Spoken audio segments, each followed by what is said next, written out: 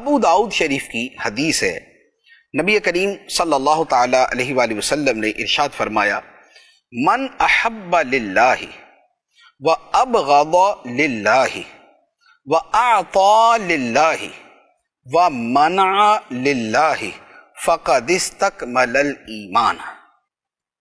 فرمایا جس شخص نے اللہ کی خاطر ہی کسی سے محبت کی اور اللہ ہی کی خاطر کسی کو ناپسند کیا، اور کسی کو دیا تو اللہ کی خاطر دیا، اور کسی کو دینے سے رک گیا تو اللہ کی خاطر رک گیا، تو بے شک اس نے اپنے ایمان کو مکمل کر لیا، اس نے اپنے ایمان کو مکمل کر لیا۔ اب یہ چار چیزیں جو بیان کی ہیں، چاروں کا تعلق کیا ہے کہ ہر شے کے پیچھے اللہ کی رضا، اللہ کی محبت ہے۔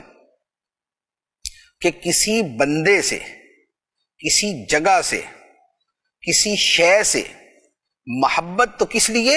احب للہ، اللہ کے لیے۔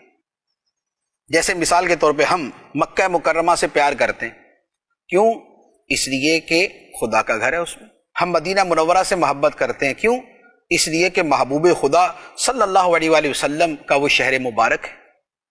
ہم صحابہ کرام سے محبت کرتے ہیں، سیدنا صدیق اکبر، سیدنا عمر فاروق، سیدنا عثمان غنی، سیدنا علی المرتضی، حسنین کریمین، فاطمۃ الزہرا، جملہ بنات طیبات، ازواج مطہرات اور صحابہ کرام رضی اللہ تعالی عنہم اجمعین۔ ہم ان سب سے محبت کرتے ہیں اس لیے کہ یہ محبت خدا کی محبت کی وجہ سے ہے، خدا کے رسول کی محبت کی وجہ سے۔ اولیاء کرام سے محبت کرتے ہیں، کیوں؟ اس لیے کہ یہ خدا سے تعلق رکھتے ہیں۔ ہم علماء دین سے محبت کرتے ہیں، کیوں؟ اس لیے کہ یہ دین کے علماء ہیں، اور دین کیا ہے؟ دین خدا کا پیغام ہے۔ تو چونکہ علماء دین یہ خدا کا دین ہم تک پہنچاتے ہیں، تو خدا کی وجہ سے ان سے محبت ہے، تو محبت اللہ کے لیے۔ اور اسی طرح کوئی ناپسند ہے، خواہ وہ جگہ ہے یا وہ بندہ ہے یا وہ عمل ہے یا وہ شے ہے، وہ ناپسند بھی اللہ کی وجہ سے۔ جو بندہ خدا کے وجود ہی کا منکر ہے، جیسے دہریہ، ہمیں اس سے بغض ہے، ہمیں وہ پسند نہیں، کیوں؟ اللہ کی وجہ سے۔ جو خدا کے ساتھ کسی بت کو یا کسی بندے کو شریک ٹھہراتا ہے، ہمیں وہ ناپسند ہے، کیوں؟ اللہ کی وجہ سے، کہ اس نے خدا کی قدر نہیں کی جیسی کرنی چاہیے تھی۔ اسی طریقے سے جو گستاخ رسول ہے، جو گستاخ صحابہ ہے، جو گستاخ اولیاء ہے، ہمیں ناپسند ہے، کیوں؟ اس لیے کہ وہ اللہ کے نبی کی بارگاہ میں گستاخ ہے، وہ اللہ کے دوستوں کی بارگاہ میں بے ادب ہے۔ تو ہمارا ناپسند کرنا بھی اللہ کی وجہ سے، تو محبت رکھنا اللہ کی وجہ سے، ناپسند کرنا اللہ کی وجہ سے۔ اسی طرح اگلی بات کیا بیان فرمائی کہ اس کا کسی کو دینا بھی اللہ کی وجہ سے اور کسی کو نہ دینا بھی اللہ کی وجہ سے۔ مسجد میں بندہ دیتا کیوں؟ ذاتی فائدہ تو نہیں ہے، اللہ کی محبت میں دیتا ہے۔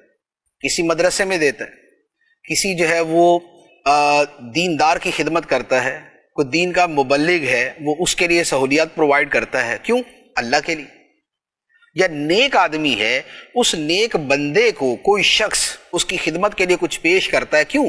اس لیے کہ یار نیک آدمی ہے، یہ خدا کی بندگی کرنے والا ہے۔ اور کسی سے روکتا ہے، کسی کو نہیں دیتا، تو بھی اللہ کے لیے، کہ میں اسے دوں گا تو یہ گناہ کے کام میں خرچ کرے گا، لہذا میں اسے نہیں دوں گا۔ خدا کی نافرمانی کے کام میں خرچ کرنا، میں اسے نہیں دوں گا۔